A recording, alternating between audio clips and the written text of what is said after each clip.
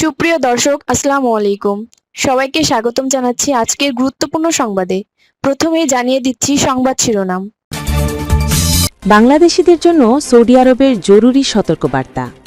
ইরানের সঙ্গে যুক্তরাষ্ট্র ও ইসরায়েলের যুদ্ধের জেরে গত ২৫ ফেব্রুয়ারি ভিসার মেয়াদ শেষ হয়ে যাওয়ার পরও যেসব বাংলাদেশি সৌদি আরব ত্যাগ করতে পারেননি তাদেরকে আগামী ১৮ এপ্রিলের আগেই দেশটি ছাড়তে নির্দেশ দিয়েছে সৌদি কর্তৃপক্ষ।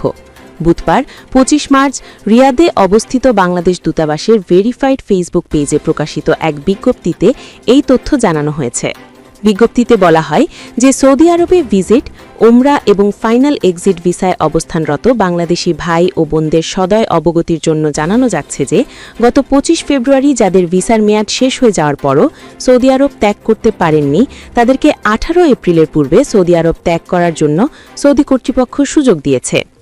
এতে আরও জানানো হয় ১৮ এপ্রিলের পূর্বে যে কোনো দিন টিকিট নিয়ে সরাসরি এয়ারপোর্টে গেলেই সৌদি আরব ত্যাগ করা সম্ভব হবে।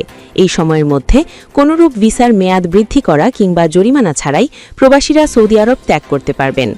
এমতাবস্থায় মেয়াদ উত্তীর্ণ ভিজিট ভিসা, ওমরা ভিসা এবং ফাইনাল এক্সিট ভিসাধারীদের ১৮ এপ্রিলের পূর্বেই সৌদি আরব ত্যাগ করার জন্য অনুরোধ করা হলো। নির্দিষ্ট সময়ের মধ্যে সৌদি আরব ত্যাগ না করলে পরবর্তীতে আইনি জটিলতা সৃষ্টি হতে পারে বলেও সতর্ক করেছে দূতাবাস।